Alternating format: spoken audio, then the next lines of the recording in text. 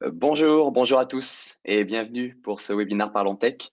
On va attendre trois petites minutes, le temps que tout le monde se connecte et soit prêt pour cette session dans laquelle nous aurons la chance d'avoir le retour de Dipon et d'Arkema par rapport à leur projet, par rapport au projet IoT d'Arkema, CarelFlex. Je n'en dis pas plus, on démarrera dans 2 petites minutes.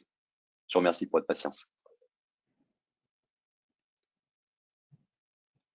En attendant, ça vous donne le lieu de prendre un petit café si vous n'avez pas eu l'occasion d'en prendre un premier dans la matinée ou d'en reprendre un second ou plus si vous êtes un peu plus accro au café. Avec grand plaisir, prenez le temps et savourez cette session.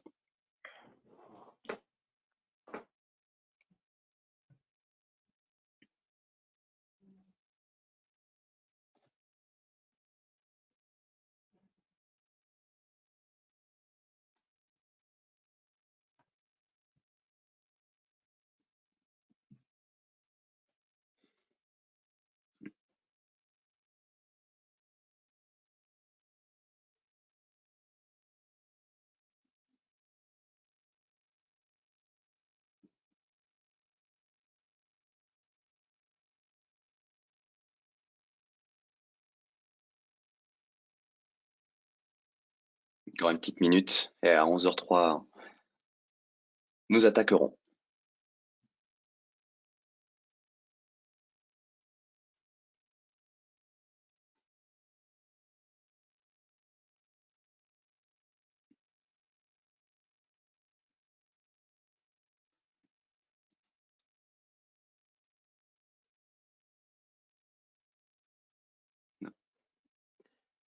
Bon, je pense qu'on va pouvoir attaquer. Pour garder un peu de temps pour les questions-réponses, notamment à la fin. Déjà, merci à tous. Merci de votre présence. Merci de votre temps de venir passer 7h15 avec nous sous une première partie de présentation donc de la plateforme AWS et comment AWS peut vous accompagner pour devenir une entreprise ce qu'on a dit data-driven, orientée vers la donnée. Et ensuite, j'aurai le plaisir et la chance d'avoir avec moi Stéphanie Guérin, donc IT Project Manager au sein d'Arkema et qui a travaillé sur ce sujet CarelFlex dont il vous sera présenté dans le détail, accompagné d'Ipon et plus précisément d'Ashraf qui en tant que data engineer a travaillé avec Stéphanie sur ce sujet et à eux deux, ils présenteront le retour d'expérience d'Arkema et d'Ipon sur la mise en œuvre d'un tel sujet IoT et data. Vous aurez plaisir à découvrir ces différents aspects.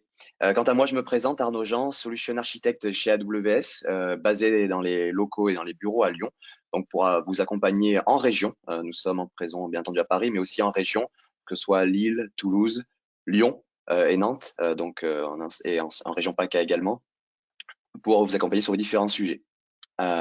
Donc, rentrons dans le vif du sujet et comment débloquer le plein potentiel de vos données IoT. Eh bien, au jour d'aujourd'hui, en 2022, on sait qu'on a des milliards d'appareils qui sont connectés. Ça va des maisons, peut-être chez vous, vous avez réalisé votre maison, votre appartement connecté, des usines, et c'est ce que l'on verra avec Arkema, des puits de pétrole, des hôpitaux, des voitures. Tous ces appareils, génèrent de la donnée, alimentent la transformation numérique, et ce volume de données, dès lors qu'il est exploité, peut devenir un avantage concurrentiel. La donnée va vraiment devenir un atout pour votre organisation. Cette source de données, elle provient aussi bien d'appareils périphériques qui peuvent aller du tracker de fitness, peut-être de votre montre, de voitures automobiles. On le sait, pour ceux qui sont fans un peu de Formule 1, on peut voir à quel point une voiture de Formule 1 génère de la donnée télémétrique en masse. Pour le coup, un Grand Prix, c'est environ 40 téras de données qui sont générées par Grand Prix, ce qui est énorme en termes de données à collecter et à analyser, et puis pour déterminer la meilleure stratégie de course. Et donc, tous ces appareils qui prolifèrent, et on peut même aller jusqu'à une gateway, donc un composant un peu plus imposant et que l'on verra justement dans le retour d'expérience d'Arkema et d'Ipon. Tous ces composants vont permettre d'obtenir un avantage concurrentiel. Et pour cela, la plateforme AWS va pouvoir vous aider à collecter cette donnée, à la stocker et à l'analyser. C'est ce que nous allons voir ensemble. On on dit souvent, et vous entendez peut-être souvent, que votre donnée doit être au service de votre innovation, et c'est le cas. Et l'IoT va vraiment être un facteur qui va aider à l'innovation au sein de votre organisation, à avancer, à construire ce qu'on appelle une entreprise orientée sur la donnée ou data-driven en anglais. Pour cela, il est important tout d'abord de penser la donnée en tant que produit. En effet, celle-ci ne doit plus être la propriété, j'ai envie de dire, d'un seul département. Le département de la data est toujours vocation à être présent, à aider, à contribuer, à permettre de collecter et stocker cette donnée et à la traiter, bien entendu. En revanche, l'ensemble des entités, que ce soit les différentes filiales, que ce soit les différentes BU, business unit au sein de votre organisation, ou même départements et équipes, eh bien, peuvent contribuer à collecter cette donnée, à la stocker et à la mettre à disposition sous forme de produits au sein de votre organisation. Donc, elle ne doit plus être silotée, mais au contraire, être exploitée par l'ensemble de l'organisation. Ceci permet de démocratiser son accès et sa donnée en réalisant ce que l'on appelle une place de marché ou une marketplace de la donnée. Eh bien, vous allez permettre à l'ensemble de ces entités au sein de votre organisation, et pas que, puisque ça peut être aussi des clients externes à votre organisation, de venir consommer cette donnée de façon sécurisée. Qui peut accéder à quoi sur cette donnée et tout en gardant le contrôle. Cette donnée, en la mettant à disposition aux autres entités de votre organisation, va vous permettre de l'enrichir. C'est-à-dire que, par exemple, votre département marketing va pouvoir récolter de la donnée, la consolider, la mettre à disposition par rapport à des analyses de campagne marketing.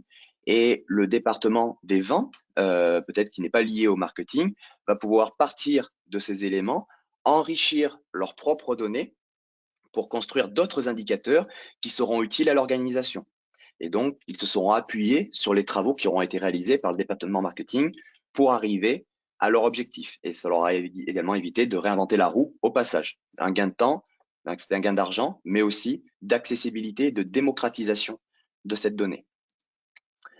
Et en la mettant en libre service, en accès au sein de votre organisation, eh bien, elle va pouvoir être mise à contribution. En effet, sur AWS, avec des services orientés autour de l'analytics et de l'intelligence artificielle et du machine learning, eh bien, vous allez pouvoir pleinement tirer parti de ces données et générer de la valeur, par exemple, pour, si on reste dans le monde de l'industrie avec Arkema, de la maintenance prédictive pour vos différents systèmes au niveau de vos usines, pouvoir prédire la maintenance de tel ou tel équipement et le remplacer avant qu'il ne tombe en panne, plutôt que de le remplacer au moment où il tombe en panne. Donc, prévenir plutôt que guérir, cela va permettre tout simplement d'éviter une interruption sur la ligne de production, sur la chaîne de production, et donc une perte de temps, une perte d'argent. On va pouvoir aussi, grâce à l'analytique et au KPI que je mentionnais juste avant, obtenir de la valeur, des insights supplémentaires sur celle-ci. La plateforme AWS va vous proposer des services et des solutions qui vont à la fois vous permettre de connecter vos équipements d'un point de vue IoT, et c'est ce que présentera dans le détail justement Ipon et Arkema, mais aussi gérer en toute sécurité vos applications IoT. Je le disais, avec la plateforme AWS, vous allez pouvoir aussi bien collecter, stocker et analyser vos données IoT avec un ensemble de services à votre disposition, le tout en serverless, c'est-à-dire que vous n'avez pas d'infrastructure à gérer, vous partez directement sur le déploiement et la configuration du service pour effectuer ces actions. Vous allez pouvoir sécuriser vos applications IoT depuis le cloud. En effet, avec des services comme par exemple AWS IoT Device Defender, vous allez pouvoir mettre en place des mécanismes de sécurité, comme par exemple le chiffrement et le contrôle d'accès, mais également auditer et surveiller vos configurations de vos différents appareils IoT déployés sur le terrain. Je prends un exemple très concret. Vous avez deux gateways qui sont déployés sur deux sites différents. Pour autant, vous voyez dans IoT Device Defender qu'elles partagent le même certificat pour pouvoir communiquer avec le service IoT. Eh bien, il y a quelque chose d'anormal à ce niveau-là, puisqu'on sait qu'en termes de sécurité, la bonne pratique est que chaque composant ait son propre certificat pour pouvoir échanger en TLS 1.2 à minima avec son environnement cloud IoT AWS. Donc, c'est des contrôles de cet ordre-là et bien d'autres que vous pourrez mettre en œuvre via les services AWS. On parlait d'enrichir la donnée, d'utiliser l'analytics et le machine learning pour pouvoir faire de la maintenance prédictive. C'est un des exemples. Et bien sûr, AWS, avec les services, notamment AWS SageMaker, vous allez pouvoir entraîner soit vos propres modèles ou des modèles qui sont préentraînés et les utiliser pour arriver à vos fins, à vos cas d'usage. Je parlais de maintenance prédictive, ça peut être du contrôle qualité ou d'autres cas d'usage. Vous avez également des services qui sont clés en main sur l'intelligence artificielle et le machine learning pour vous permettre, avec un jeu de données relativement simple, eh bien, d'arriver à l'analyse de vibration de vos machines, par exemple, ou encore la mesure de la température, l'analyse du taux de rotation par minute d'une turbine, d'un moteur, d'un moteur de convoyeur, etc. Tous ces cas d'usage, eh bien, avec des services que je pourrais dire low code, vont vous permettre de le mettre en œuvre rapidement au travers de la plateforme AWS. Et enfin, eh bien, la plateforme AWS, au-delà des services IoT, de l'analytics et de l'intelligence artificielle, elle va pouvoir répondre à l'ensemble de vos besoins et de manière fiable, puisque celle-ci s'appuie sur l'infrastructure AWS.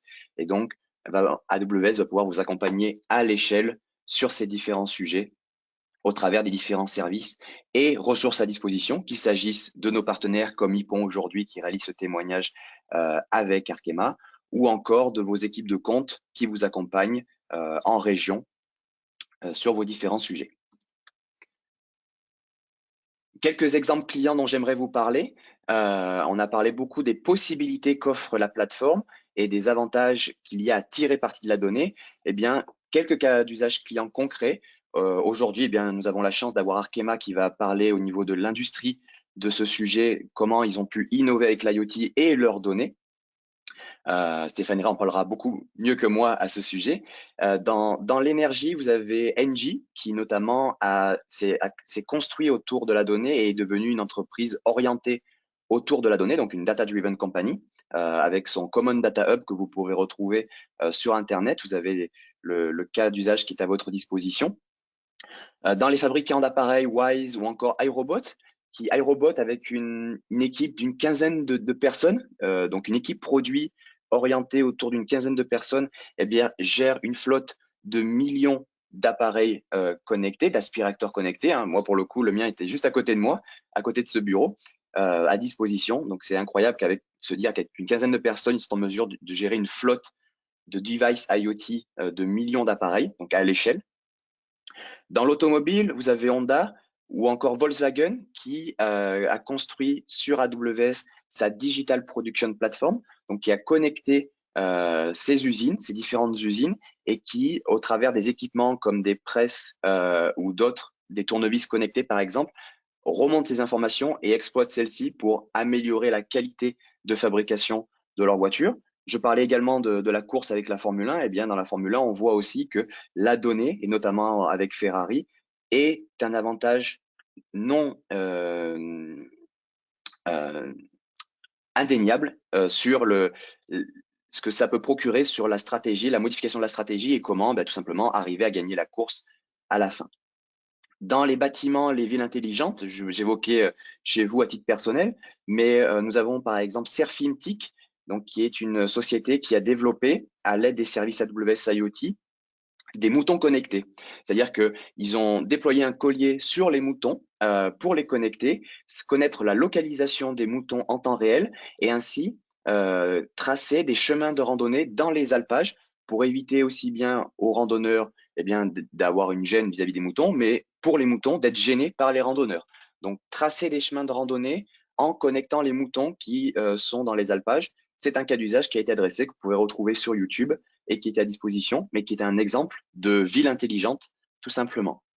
Et enfin, dans la santé, Ecofit ou encore Philips, qui produisent des appareils connectés pour améliorer le bien-être des patients.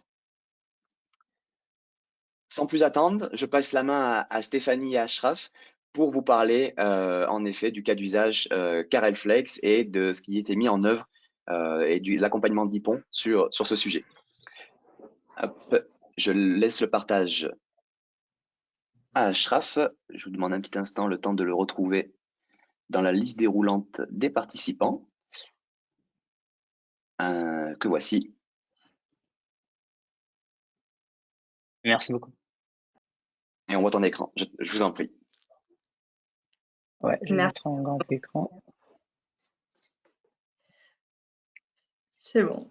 Donc, bonjour à tous, moi c'est Stéphanie. Je suis chez Arkema depuis plusieurs années et plus récemment, j'ai rejoint une équipe qui travaille sur les nouvelles technologies telles que l'IoT et aussi les principes de cloud native. Ce qui est bien en travaillant sur ces différents types de technologies, c'est que tout est à apprendre tout le temps et vraiment rien n'est acquis. Mais avant Et bon, de vous parler. Ah oui, pardon, vas-y. excusez-moi. Oui, bonjour à tous. Du coup, moi c'est Ashraf. Je suis data ingénieur chez Ypon depuis 3 ans maintenant et je suis spécialisé dans la mise en place en fait de plateformes data sur le cloud et notamment sur AWS. Et donc pareil, j'ai un attrait particulier en fait à tout ce qui touche à l'IoT et c'est avec un grand plaisir que j'ai pu participer à ce projet et dont Stéphanie va nous parler. Merci, excuse-moi. Donc avant de vous parler du projet, pour ceux qui connaissent pas, je vais vous présenter un petit peu Arkema. On est qui? Arkema, c'est un leader mondial dans la chimie de spécialité et une grosse partie de notre ADN, c'est la culture d'innovation. Donc on a l'innovation sur nos produits, sur des services qui accompagnent les produits chez les clients, mais aussi dans les outils qui accompagnent les business et un des services dont on va vous parler, c'est Carelflex. Euh, c'est un projet que nous avons mis en place avec Ypon qui traite de l'IoT. Euh, Ouais, si je peux dire quelques mots un peu sur Ypon, bah, nous, on est un cabinet d'experts et de conseils en technologie. Donc, au sens large, hein, on intervient sur des sujets data, sur le cloud, sur des applications web, mobiles, de l'architecture. Et en fait, notre spécialité, c'est d'accompagner les clients sur leur enjeu de transformation et d'innovation, mais vraiment de la page blanche jusqu'à l'exploitation. Donc, c'est-à-dire qu'on peut intervenir au stade de l'idéation, participer au discovery et aller jusqu'au delivery et la mise en production. Donc aujourd'hui, ça fait 20 ans qu'on existe. On est fiers de 700 collaborateurs, un chiffre d'affaires de 60 millions d'euros et une croissance de 25% chaque année. Voilà. Donc ça a été avec un grand plaisir qu'on a pu. On est aussi partenaire en fait d'AWS et donc on a une grosse expertise dessus et on a été sollicité par Arkema pour intervenir sur le projet Careflex dont je laisse Stéphanie définir. je vais vous parler de la page blanche de Carelflex. Donc, Carelflex, c'est un service délivré par Arkema. Donc, Arkema vend du produit et le service est la partie expertise qui accompagne le produit. Donc, ce service intervient chez nos clients raffineurs au moment, à la fin de leur grand arrêt, avant de redémarrer les unités et redémarrer la production. Donc, il y a une étape dans les grands arrêts où ils font un changement de catalyseur dans un ou plusieurs réacteurs. Et pour activer le catalyseur, ils ont besoin du produit Arkema qui s'appelle le DMDS ici. Donc, nous, on arrive chez le client avec nos citernes remplies de DMDS et avec les équipements qui permettent d'injecter le produit dans les réacteurs. Donc, là, sur l'image, il est représenté par un ski de pompe. Et on a aussi un équipement en fin de réaction, en fin de ligne, qui permet d'analyser le gaz en sortie du réacteur pour vérifier que la réaction se passe correctement. Donc, cette opération se déroule dans une atmosphère explosive qu'on appelle ATEX, qui est extrêmement réglementée. Dans les équipements qu'on peut amener, doivent répondre à des règles bien spécifiques. Ça se passe en général entre 3 et 5 jours, 24 heures sur 24. On a des postes de techniciens qui viennent se relayer pour l'injection. Et au niveau de la communication avec le client, qui est souvent en salle de contrôle ou ailleurs dans la raffinerie qu'au point d'injection, il y a des relevés. Il y avait des relevés à peu près une fois par heure de ce qui se passait, donc le débit, la quantité restante, la mesure de gaz. Et une fois par heure, le technicien devait aller voir le client donc en salle de contrôle ou ailleurs. Des distances qui pouvaient être de plus d'1 kilomètre en fonction de la taille du site. Les raffineries sont assez grandes. Qu'il pleuve, qu'il fasse de la grêle ou qu'il fasse très chaud, il y allait avec son papier, avec ses relevés. Et de temps en temps, il y avait des talkie-walkie, mais avec l'environnement très bruyant, c'est pas super facile de communiquer de cette façon-là. Donc voilà le point zéro de Carelflex quand il y a eu un besoin de créer de moderniser un peu le service. Le but, c'était d'apporter de la valeur aux clients, la valeur avec des informations en temps réel et une communication un peu plus fluide. Donc, tout ça, c'était bien, c'est un beau projet, mais c'était pas sans contrainte.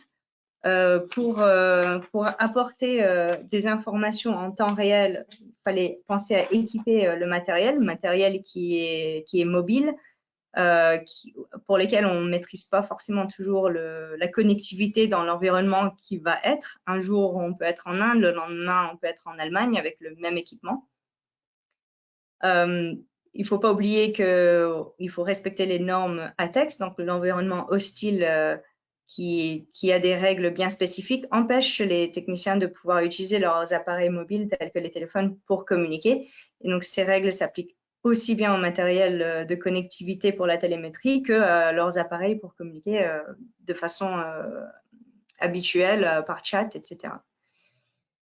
La contrainte aussi, c'était qu'il fallait restituer aux clients des données qui arrivaient par télémétrie, donc par les machines, mais aussi des données transactionnelles que nos techniciens entrent ou devaient entrer dans une application et avoir quelque chose d'assez fluide qui restitue les deux. Aussi, il fallait trouver une solution qui soit disponible 24/24 durant la durée de la mission. Les missions sont de haute intensité, il fallait qu'on ait des plans B ou alors que ça soit toujours disponible lorsqu'on est en face du client. Et bien entendu, la contrainte de sécurité que nous avons tous.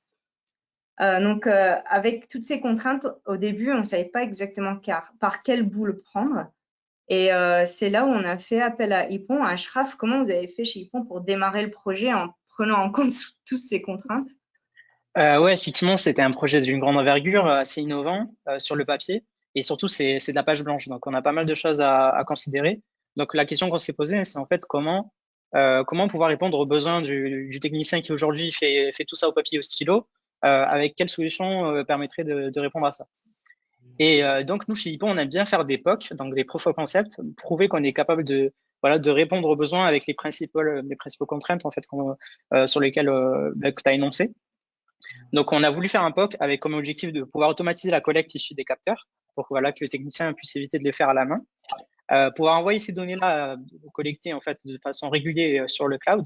Aujourd'hui, on parle pas de temps réel parce que le technicien à la base il faisait les allers-retours, donc on n'était pas du tout sur temps réel, mais du coup on parle d'intervalles réguliers en tout cas pour le POC. On voulait aussi pouvoir appliquer des traitements sur ces données. En fait, on a des données qui sont issues on est sur un domaine de la chimie, donc on a des réactions chimiques, on peut avoir des conversions d'unités à faire sur les mesures, des températures à convertir, de la pression, des débits. Et même, on peut avoir aussi des formules chimiques à appliquer. Donc, c'était important aussi qu'on puisse avoir la main sur les données qu'on récupère et pouvoir y appliquer des traitements dessus. Et bien sûr, pour faciliter la vie du technicien, c'est d'avoir une vue d'ensemble à travers des dashboards qu'on pourrait avoir, auxquels le technicien et les gens d'Arkema pourraient avoir accès. Et en contrainte qu'on devait avoir en tête, comme j'avais dit, c'est encore une fois, c'est un projet de la page blanche, donc ça concerne aussi le côté hardware, donc tout ce qui est matériel et il fallait commencer de zéro. Et donc on avait une forte contrainte, c'est au niveau du matériel qu'il fallait respecter la contrainte ATEX, donc c'est atmosphère auto-explosive. Il faut que les appareils en fait soient labellisés par cette norme-là. Enfin, tu l'avais cité tout à l'heure, en fait les missions elles se font un peu partout dans le monde. On peut avoir des missions en Arabie Saoudite, en Tchéquie, en Asie, etc. Et des fois, on peut avoir une connectivité qui est très très faible. Et des fois, pas du tout de connexion. Donc, il faut faire attention aussi à pas perdre les données. Si on les récupère avec les capteurs et qu'on puisse pas les envoyer via Internet, il faut qu'on fasse attention à pouvoir gérer la déconnexion des appareils et pouvoir sauvegarder les données et les envoyer une fois que la connectivité aura été retrouvée. Et une autre contrainte qui émane du fait que c'est dans plusieurs pays différents, on a des camions qui vont en Asie, qui vont en Arabie Saoudite, et du coup, le fuseau horaire est différent. Donc, il faut également prendre en compte le décalage horaire et les fuseaux horaires au niveau de l'horodatage pour pas qu'on ait des données décalées à l'affichage en termes de temps. Et enfin, il y a une grosse problématique de sécurité des données. On est sur des données sensibles, on est sur quelque chose d'assez dangereux même. Donc, il fallait aussi faire ceinture et bretelles en fait sur la gestion des données. Donc, c'est avec toutes ces idées-là qu'on a commencé le POC. Et pour nous, alors, on l'a divisé en deux parties. La première partie, c'est le côté hardware. Donc, on a eu une liste de plusieurs industriels en fait qui font des automates qui permettraient de répondre à notre solution. Donc, un automate, c'est enfin plutôt une gateway. Comment on pourrait définir ça? C'est vraiment le point entre la récupération des données issues des capteurs et leur envoi sur le cloud. Donc, il nous faut un système d'automate qui puisse être assez intelligent en fait pour faire ce traitement-là. Et donc, on a récupéré, là, je montrais une petite photo, on avait récupéré un automate de Phoenix Contact sur lequel on a branché un capteur de température et on a fait en sorte en fait de récupérer les données pour les envoyer sur le cloud AWS que je vous détaillerai un peu plus tard. En fait, là, on est vraiment entré dans la phase de benchmarking hardware, c'est-à-dire qu'on avait plusieurs solutions à notre disposition et il fallait voir laquelle pouvait répondre au mieux à notre besoin. Donc, on a eu l'occasion de tester deux types de solutions. Donc, Phoenix Contact, comme j'ai énoncé, il y a un autre éditeur aussi qui s'appelle Novus, qui nous a fourni du matériel pour qu'on puisse faire le benchmarking. Et du coup, nous, on s'est focalisé sur certains points pour vérifier que ça peut effectivement répondre à notre besoin, c'est-à-dire de récupérer les données et de les envoyer sur AWS. Donc, il faut savoir que sur Phoenix Contact, on avait un support natif de AWS, mais qui était payant. Et sur Novus, pas du tout. Et autre point hyper important sur lequel on voulait avoir un appui, c'était pouvoir sauvegarder les données au cas où il n'y a pas de connectivité. Et là, ça a été un peu plus compliqué parce que on peut pas trop modifier les programmes qu'il y a de base sur ces automates-là. C'est assez boîte noire. Et même pour, par exemple, automatiser l'installation, parce qu'on va avoir, par exemple, une centaine de flottes à terme, en fait, sur les camions. Donc, on veut pouvoir installer rapidement les logiciels. Même là, c'était un peu compliqué. Donc, en fait, ces deux solutions, au final, elles nous a pas particulièrement plu dans le sens où ça ne répondait pas forcément à notre besoin. C'est trop boîte noire et on pouvait pas faire ce qu'on voulait avec. Et c'est à ce moment-là qu'on a échangé avec une société qui s'appelle FileCloud sur la création d'une solution en fait fait maison. Pourquoi faire compliqué alors qu'on peut juste utiliser un équivalent d'un Raspberry. En fait, avec un Raspberry qu'on peut connecter au capteur, on peut récupérer les données issues du débitmètre, par exemple, qu'on a sur l'image, et pouvoir utiliser une base MongoDB pour stocker les données de façon temporaire au cas où il y a une perte de connexion. Et voilà, vraiment avoir la main sur les données qu'on récupère. Même du côté sécurité, c'était mieux parce que évidemment, on sait où elles vont les données, d'où elles viennent, alors qu'avec un logiciel propriétaire, ça aurait été plus compliqué. Et in fine, on a aussi la main sur comment on peut envoyer les données. Donc, nous, on a souhaité les envoyer sur le service IoT Core que je vais présenter tout de suite. Donc ça, c'était la préconisation en fait qui arriverait à la fin du POC. Et on a aussi fait un prototype en fait à la maison. On a récupéré un Raspberry et on a pu faire les petits tests à l'agence pour tester notre préco. Il faut savoir aussi que AWS a un catalogue en fait d'outils. C'est là aussi qu'on a pu chercher si on avait des Raspberry ou des gateways qui pourraient répondre à nos besoins. Et c'est bon à savoir aussi. Donc, on va rentrer un peu plus dans l'architecture sur AWS. Donc, l'idée de notre architecture, c'est de pouvoir récupérer les données, de pouvoir les traiter et de pouvoir les visualiser. Donc, au niveau de la récupération des données, ça va se faire avec IoT Core. IoT Core qui est un service assez phare et qui permet de faire pas mal de choses en fait au niveau de l'IoT sur AWS. Et nous, on va l'utiliser surtout en tant que récepteur. En fait, on va recevoir les données. Et une fois qu'on les a reçues, on va pouvoir définir des règles pour les envoyer à différents endroits. Donc, nous, on a choisi de l'envoyer sur Kinesis FireOS, qui est un outil qui permet de faire du streaming et du buffering et qui va permettre de stocker les données à deux endroits différents. Donc, dans Amazon S3, qui permet de stocker les données brutes. Je vais expliquer à peu près pourquoi. Et on a aussi une transformation avec une lambda. Donc, j'avais énoncé tout à l'heure, pouvoir faire des traitements sur les données. Par exemple, convertir des unités. Voilà, c'était vraiment pour prouver qu'on est capable d'intervenir granulairement sur la donnée qu'on récupère et pouvoir faire des traitements dessus. Et pourquoi c'est important du coup de sauvegarder les données de façon brute? En fait, ça nous évite si demain, bah, justement, on change la façon dont on transforme les données. Au moins, on est sûr, on a une réversibilité. Les données, elles sont toujours sur S3 et on aura possibilité de voilà de les réinjecter plus tard dans la suite. Et ça permet aussi, bah, pour des cas d'usage de data science plus tard, si on veut faire de la prédiction en fait sur les données. Donc, c'est toujours important d'avoir un lac de données. Et ensuite, on rentre dans la base de données temporelle. Donc, on a choisi Elasticsearch à ce moment-là parce que c'était une version managée par AWS. Donc, on n'avait pas énormément de maintenance à faire. On pouvait assez rapidement déployer les clusters. Et ce qui nous a intéressé, c'est qu'on pouvait vraiment gérer les bases de données time series. Donc, temporelle, c'est vraiment une donnée qui est caractérisée par un timestamp, par une date, par une mesure et par sa valeur et l'unité. Donc, tout ça, Elasticsearch permettait d'y répondre à l'époque, en tout cas pour le POC. Et ce qui est bien avec Elasticsearch, c'est qu'il vient accompagné d'une solution de visualisation qui est Kibana, sur laquelle on pouvait très rapidement en fait faire des dashboards de visualisation sur les données qu'on a pu récupérer. Au niveau de la sécurité, on a ajouté Amazon Cognito qui est branché directement à la DFS d'Arkema pour avoir le côté voilà connexion avec les comptes Microsoft des personnes d'Arkema. On avait aussi des données tierces à récupérer qui sont sur ce logiciel Sensil.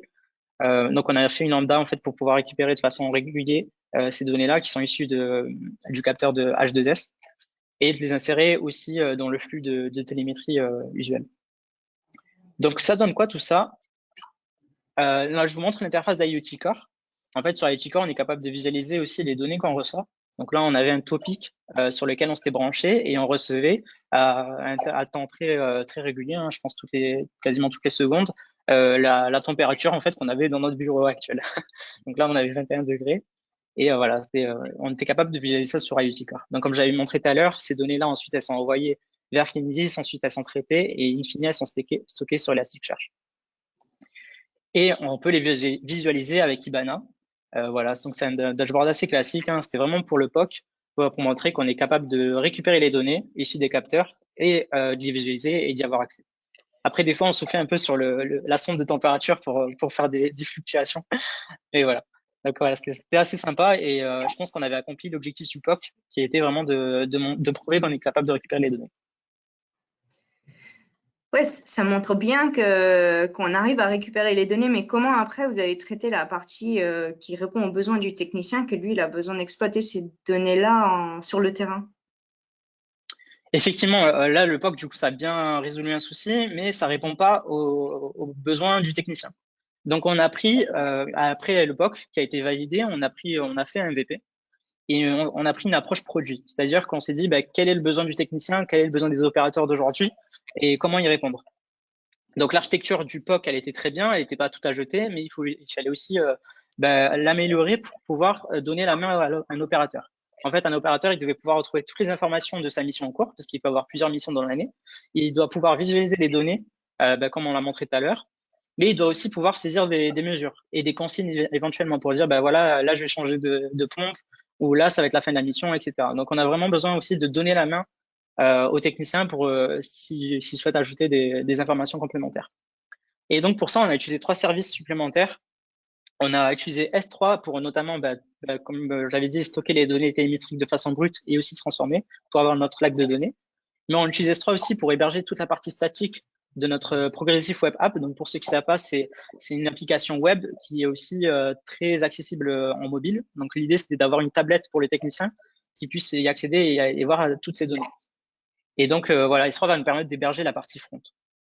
Ensuite, on ajoute une autre base de données qui est RDS, puisqu'on a besoin de stocker tout le modèle relationnel.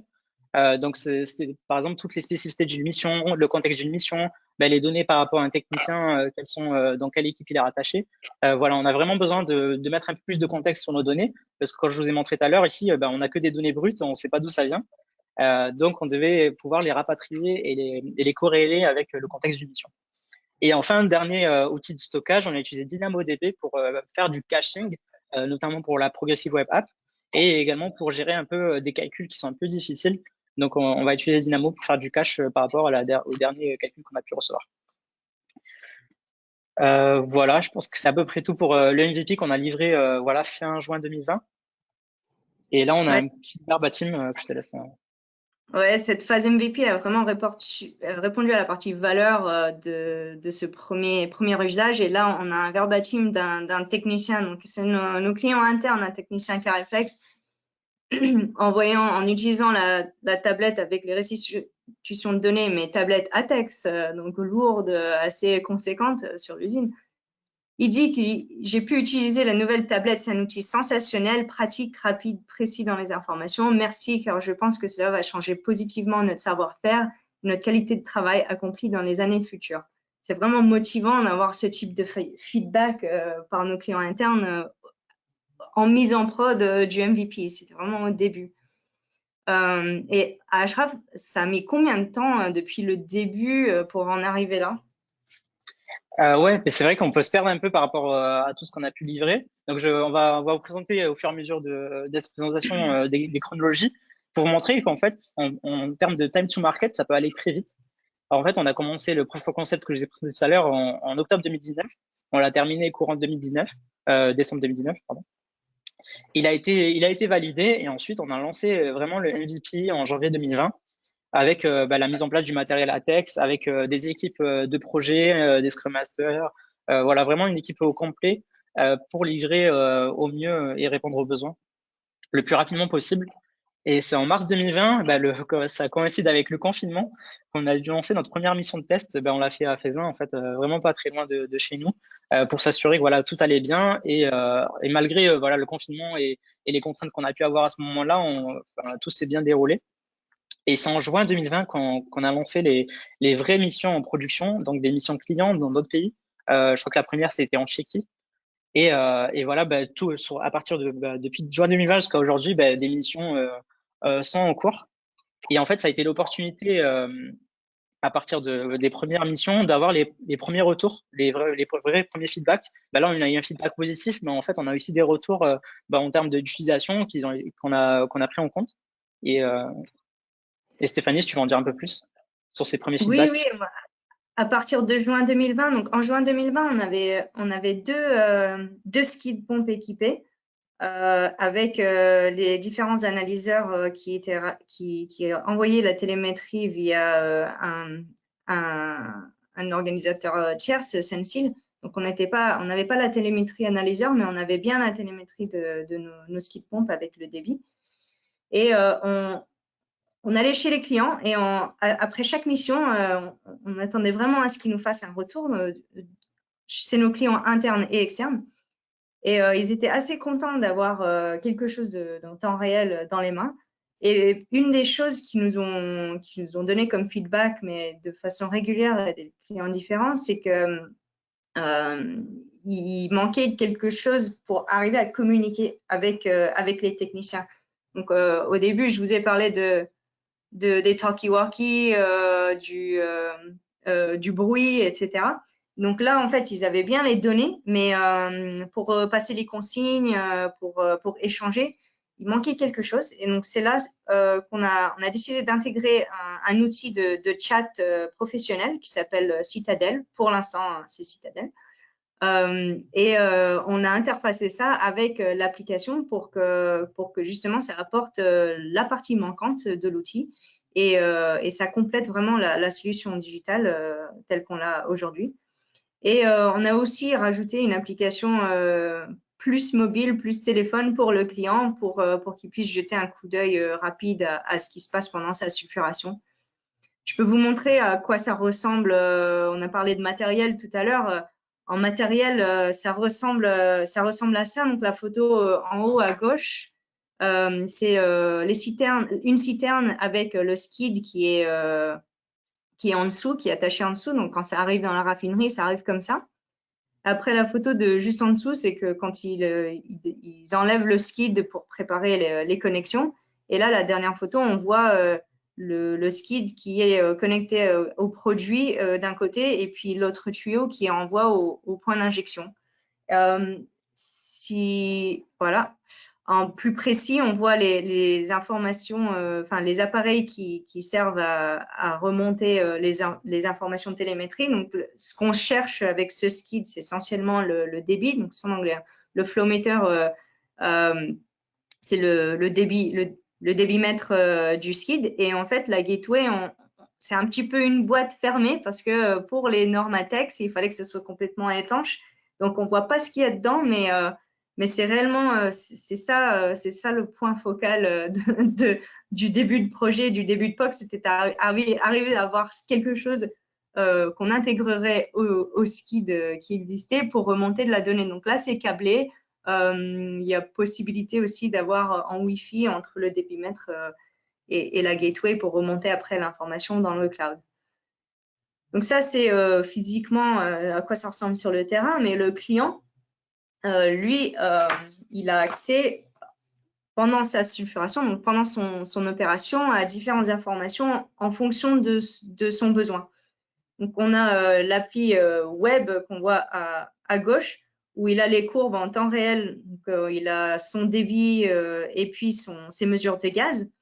Il a aussi des informations que lui nous donne. Donc, il donne aux techniciens et les techniciens entrent transactionnellement sur la tablette et ils sont restitués ici. C'est les températures d'entrée et sortie de son réacteur. Nous, on n'a pas la main sur ces équipements, mais il a besoin d'avoir ces informations restituées au même endroit que les autres.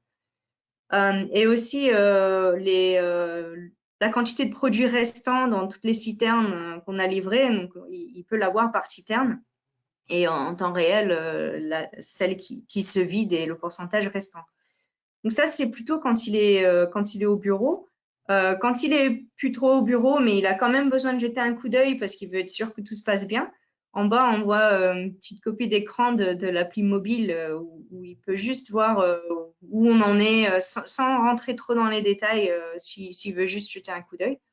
Et puis finalement, la réponse aux besoins de collaboration, on le voit à droite, c'est notre outil de chat qui est interfacé avec notre appli. Donc là, il peut donner des consignes au client, les consignes au technicien. Le technicien va voir une pop-up sur la tablette pendant l'opération. Merci d'augmenter le débit ou merci d'arrêter la pompe, on a un souci sur l'usine, etc. Et il peut communiquer avec le technicien comme ça, mais il peut aussi directement parler.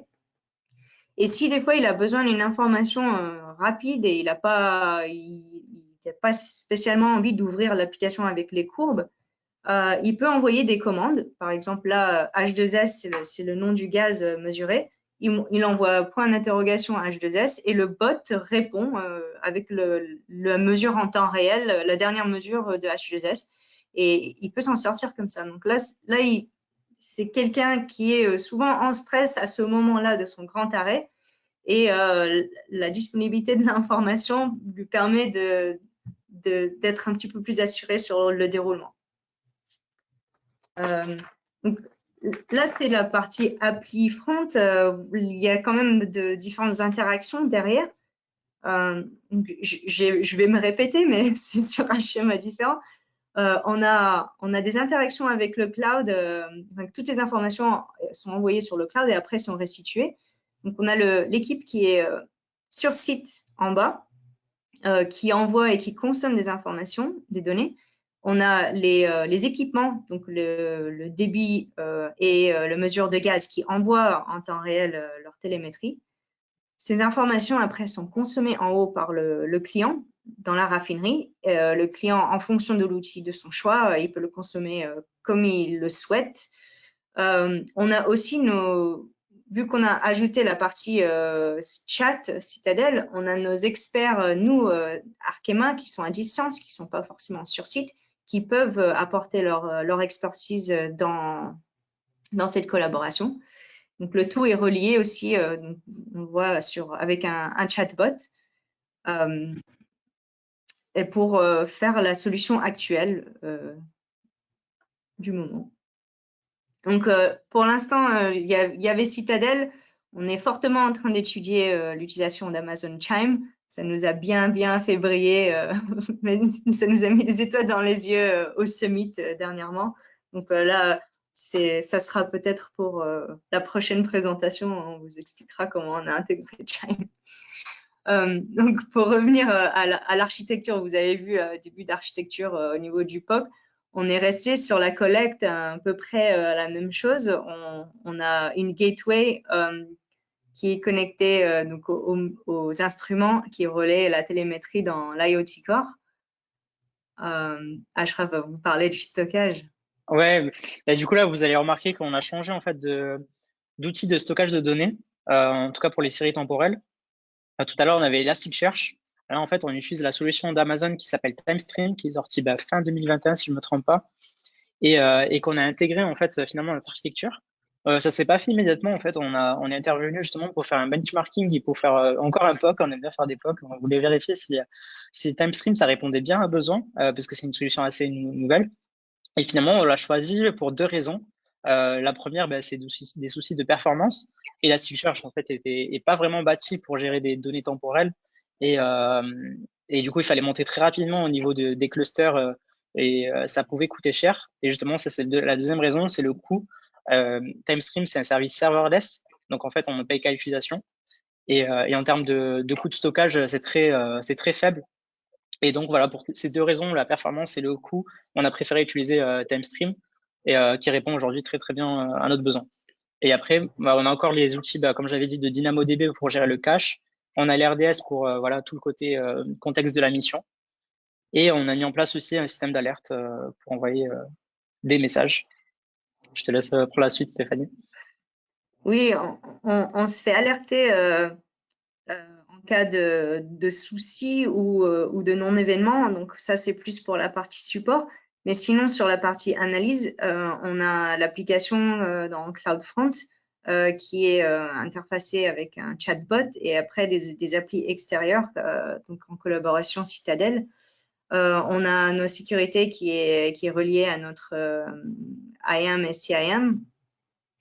Donc, on a parlé de la partie opérationnelle pour le support qui est via des alertes SMS et ou des tags dans Citadel. Le tout est géré en amélioration continue, ça évolue tout le temps. Donc, la prochaine fois, je vous présenterai encore une autre archi et géré par des chaînes CI/CD. Ouais, tout à fait. Et c'est orchestré aussi par des step functions, notamment pour la gestion des calculs. Exact. Du coup, on peut se remémorer un peu la timeline. Maintenant, on en est où? Donc, la dernière fois, on vous avait laissé en fin 2020. Donc, en janvier 2020, on a commencé 2021, pardon. On a commencé à benchmarker Elasticsearch et TimeStream pour savoir quelle était la meilleure des 2 solutions. En fait, très rapidement, on s'est rendu compte que TimeStream pouvait répondre aux besoins et en fait, on a gardé les 2 en parallèle pour voir si, voilà, effectivement, on pouvait s'en passer. Et c'est en juin 2021 qu'on a vraiment arrêté l'utilisation d'Elasticsearch et qu'on s'est consacré à TimeStream. En février 2021, il y a la commercialisation du service. Je te laisse en parler. Oui, d'ailleurs, la partie Elasticsearch vers TimeStream, les clients n'ont vu que du feu. Hein. Ils ont pas vu la différence. Ouais, c'est très tech. Donc, en février 2021, on a commencé à avoir des clients chez qui on avait demandé au tout départ, l'année d'avant, si on pouvait tester des choses chez eux et ils nous ont fait des feedbacks. Et quand leur tour revenait, c'est eux qui redemandaient, en fait, vous nous avez fait tester un truc la dernière fois, c'était bien, est-ce qu'on peut le revoir cette fois-ci? C'est à ce moment-là où c'était le moment de commercialiser le service digital. Donc, à ce moment-là, on avait toujours deux skids sur le parc européen avec d'autres en vue. Mais maintenant, c'est devenu un service premium, enfin à partir de février, devenu un service premium du service Carelflex. Donc, on ne s'est pas arrêté là. On a la partie, la brique fondatrice du service qui était prêt et qui fonctionnait. Et on a commencé à aussi ajouter d'autres briques pour rendre le métier plus autonome sur la configuration de la mission et l'initialisation de leur mission. Donc en mai 2021, on a commencé à livrer d'autres applications pour le métier pour qu'ils puissent mieux gérer leur process de démarrage de mission. À partir d'octobre, on a commencé à s'ouvrir sur d'autres continents. On a les Américains, donc le continent américain, donc c'est les US et Canada, qui voulaient utiliser notre service aussi. Donc, on a l'équipe Carelflex là-bas aussi. Donc, ils ont commencé à utiliser l'appli Front sans le matériel, sachant qu'ils pouvaient rentrer ce qu'ils faisaient sur le papier avant, en fait, ils pouvaient le rentrer directement sur la tablette sans avoir le télémétrie. Ça, c'était notre plan de secours et ils l'ont utilisé pour tester, pour être sûr qu'ils étaient à l'aise avec l'outil. Et eux, là-bas, ils avaient des analyseurs avec de la télémétrie aussi, mais pas de la télémétrie Arkema. Et on a intégré leur télémétrie via API dans l'application, donc pour avoir une restitution commune des informations, analyses et débit. Et donc, à partir de décembre 2021, on a déployé des nouveaux skids sur le parc. Donc, on est passé de 2 skids à 12 skids. Donc, on a rajouté des skids en Europe. On en a mis pas mal aux US et en Asie. Et donc là, on a élargi énormément notre flotte de matériel. Peu après, donc en janvier, on a aussi intégré la télémétrie des analyseurs. On est devenu propriétaire de la télémétrie analyseur. Jusque-là, on était passé par un tierce, une télémétrie tierce. Et donc, à partir d'avril 2022, mission mondiale sur les 3 continents, sur les 3 plaques, sur les 3 plaques du monde, Europe, Asie et continent américain. Voilà. On en est là pour l'instant.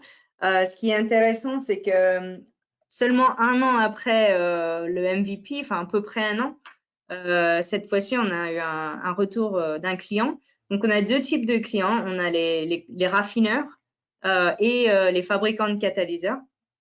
Et souvent, les fabricants de catalyseurs sont plus là en conseil et pas toujours sur le terrain pendant l'injection. Et le fait d'avoir Citadel permet aux fabricants de catalyseurs de participer aussi et apporter leur expertise. Et là cette personne de Shell était vraiment très, très content. C'était quelqu'un qui avait utilisé notre application, notre service via différents raffineurs, mais en tant que fabricant de kata. Et lui, il dit c'était fantastique, surtout l'utilisation de l'application Citadel. Il peut l'utiliser sur l'ordinateur et le téléphone. Le fait de pouvoir communiquer avec du feedback instantané sur les mesures de gaz et mesures de débit, donc H2S et DMDS, via le chatbot dans Citadel, étaient les points marquants. Et merci pour l'opportunité de nous laisser utiliser ce service. Ce qui est rigolo avec ce client, c'est comme il en a fait plusieurs, c'est lui qui formait nos autres clients. C'est des clients qui formaient les autres clients sur comment utiliser les différentes commandes pour arriver à avoir les informations. Ça, c'est vraiment motivant et ça montre que quand on prend en compte le feedback du client, en fait, on ne peut que être gagnant.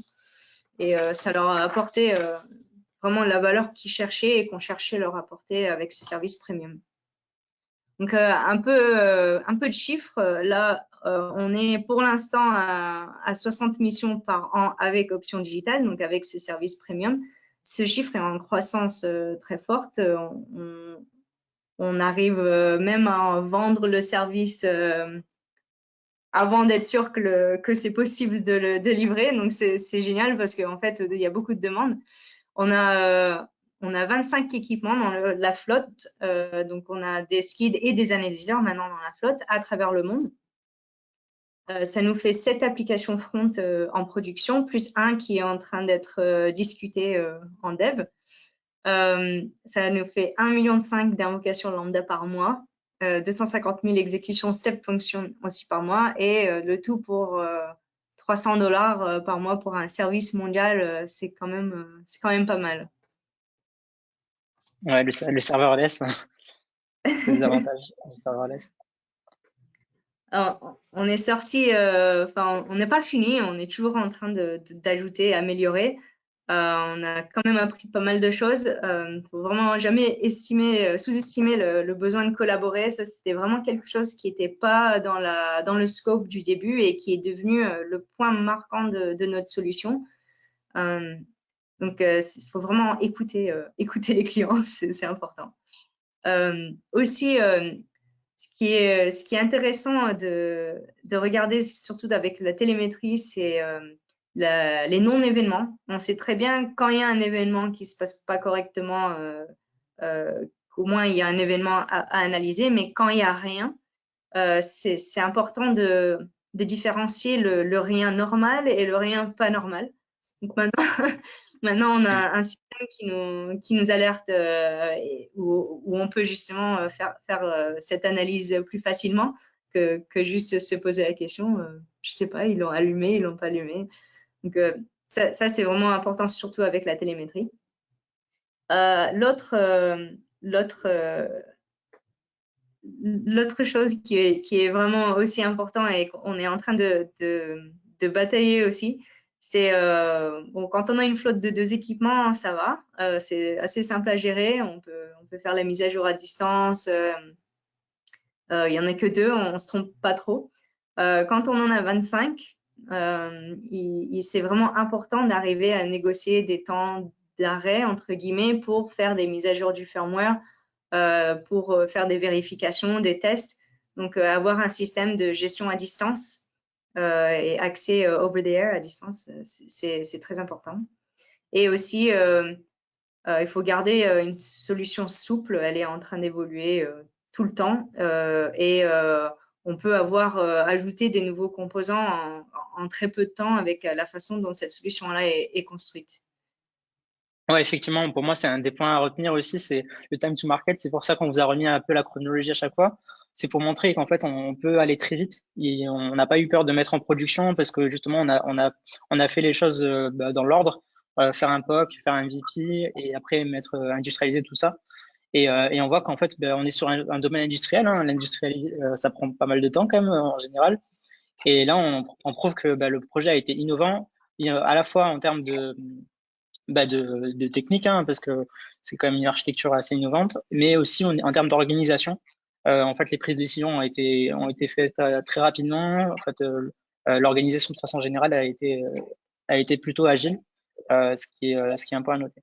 Et ce qui a fait aussi l'un des succès du projet, c'est que voilà, on a un time to market ou un speed to market qui est excellent.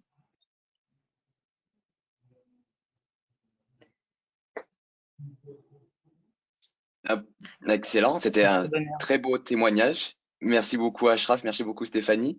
Je reprends la main en effet pour la dernière partie. Il nous reste 5 petites minutes. Sachez que, juste j'en profite pour vous le dire, si vous quittez, vous aurez une enquête de satisfaction qui vous sera proposée par la GoToWebinar et donc qui vous demandera ce que vous avez pensé de la session. N'hésitez pas à être en toute objectivité à apporter vos commentaires sur celle-ci afin qu'on puisse tout simplement l'améliorer. Et encore merci de prendre le temps de participer à cette enquête. J'ai retenu quand même 3 choses qui me semblent importantes. Les avantages du serverless, tout simplement, en termes de mise à l'échelle, de pouvoir accompagner Arkema dans le déploiement en Europe, mais maintenant aux US et en Asie, avec de plus en plus de missions. Les coûts également, parce qu'on paye à l'utilisation sur des technologies dites serverless, donc on n'a pas d'infrastructure à gérer, on a vraiment que ce que l'on consomme qui va être payé, rien de plus, rien de moins.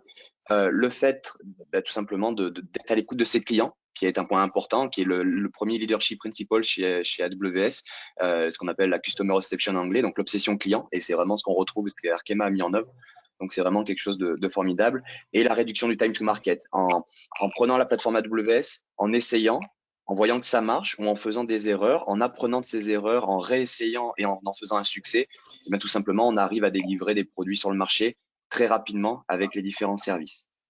Et en cela, eh bien, avec les services AWS et avec la plateforme de façon générale, que ce soit sur l'IoT, la data et au-delà, eh bien, vous allez pouvoir, comme Arkema l'a illustré avec Ypon, débloquer le plein potentiel de vos données et accélérer votre croissance, générer de nouveaux revenus, offrir des services, comme l'a mentionné Stéphanie, des premium pour vos clients, vraiment apporter une réelle valeur ajoutée sur des solutions soit existantes, soit nouvelles qui sont développées.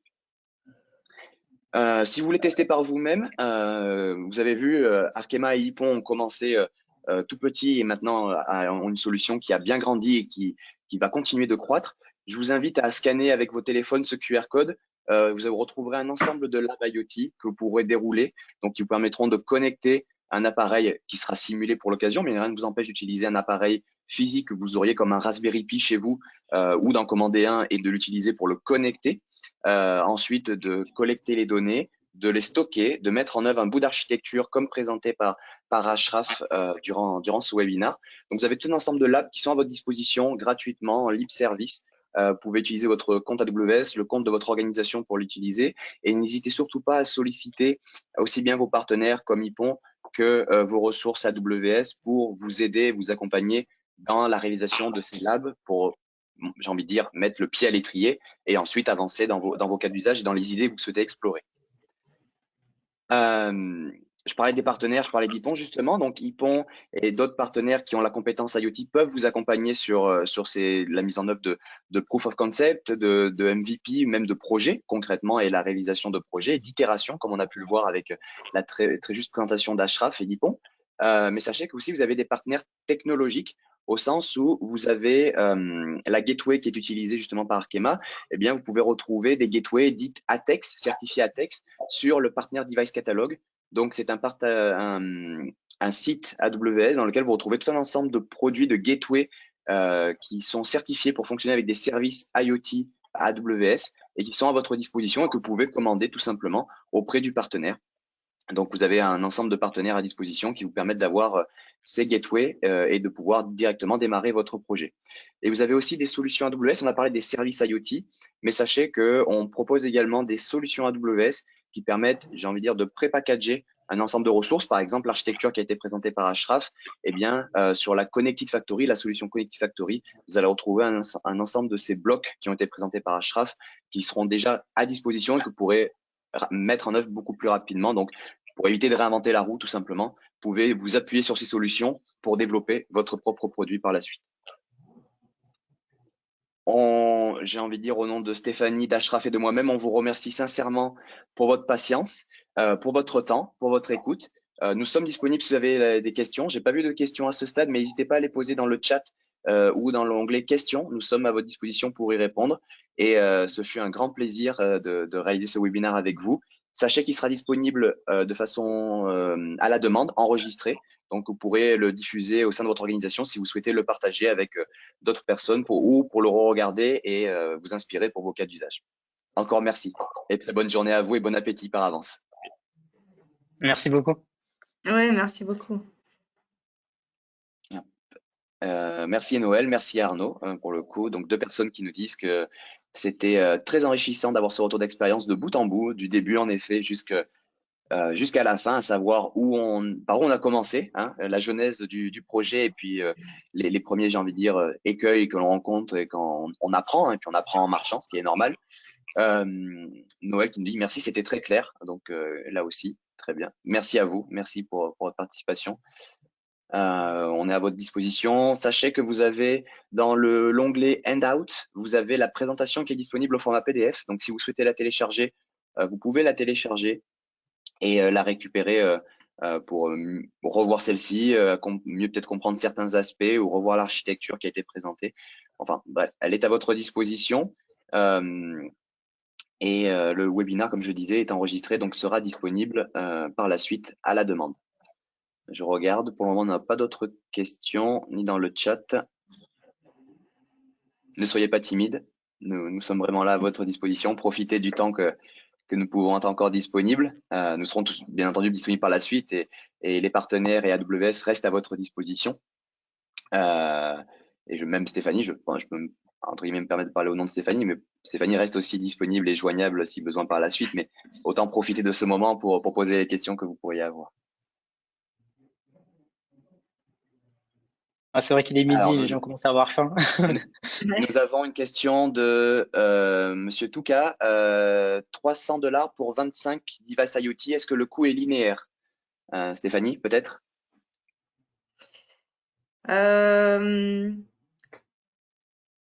Alors, je dirais pas qu'il est linéaire. Je pense que ça va vraiment dépendre du cas. C'est en fonction de l'utilisation et donc on n'est pas en mission 24/24, 7 jours sur 7. C'est très ponctuel comme événement. Donc, on va dire ça varie en fonction des nombres de missions simultanées. Je ne sais pas si ça répond aux questions. On serait en une usine en process continu, j'aurais peut-être une réponse différente. Mais là, on sollicite pas continuellement le serveur, donc c'est en fonction vraiment de l'activité. Exactement. Et les $300 englobent, oui, la partie device, mais aussi l'ensemble de l'architecture. Donc, avec le stockage des données dans la base de données Time Series qu'a évoqué Ashraf, donc, qui est le service Amazon Time Stream, la base de données relationnelle où il y a toute la modélisation du contexte de la mission, ainsi que la visualisation qui en est faite derrière et l'alerting mis en place. Donc, c'est l'ensemble de l'architecture qui est à un coût et ce qui a été calculé un peu sur de la base de retour d'expérience et des diverses missions qu'Arkema a réalisées de $300. Et en effet, eh bien, si, ce que je ne souhaite pas bien entendu, mais si Arkema n'a pas de mission sur un mois donné, il n'y aura pas de coût associé à cette architecture puisque celle-ci ne sera pas mise en œuvre et donc ne consommera pas de ressources AWS. C'est ça, c'est ce que j'allais dire. En fait, c'est pas $300 par mois tout le temps. Des fois, c'est un peu plus et des fois, c'est un peu moins, mais c'est la moyenne. Et puis, des fois, ouais, ça nous est déjà arrivé de ne pas avoir une mission sur un mois glissant. Merci beaucoup Stéphanie pour les détails. N'hésitez surtout pas, si vous avez d'autres questions, on se tient à votre disposition. Et puis je pense qu'à midi 10, nous fermerons ce webinaire.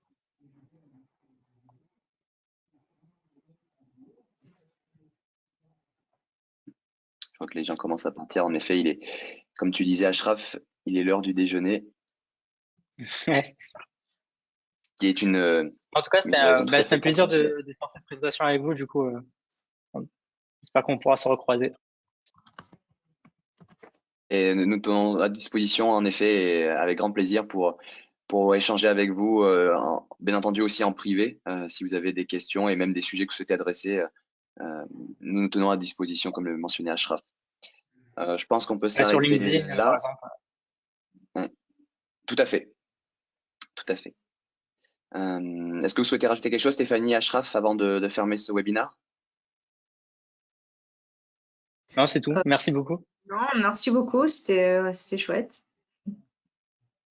Je vous remercie. Merci encore pour votre temps, pour votre préparation aussi. C'est un travail aussi que ça demande, qu'on voit pas en arrière-boutique, mais qui a permis d'avoir cette qualité de webinaire. Donc, à très vite pour de nouveaux sujets. Et si nous n'avons pas la chance d'avoir d'autres échanges parmi les personnes qui étaient présentes aujourd'hui après ce webinaire, on vous souhaite de très bonnes vacances d'été et profitez bien avant de reprendre sur les chapeaux de roue à la rentrée. Merci.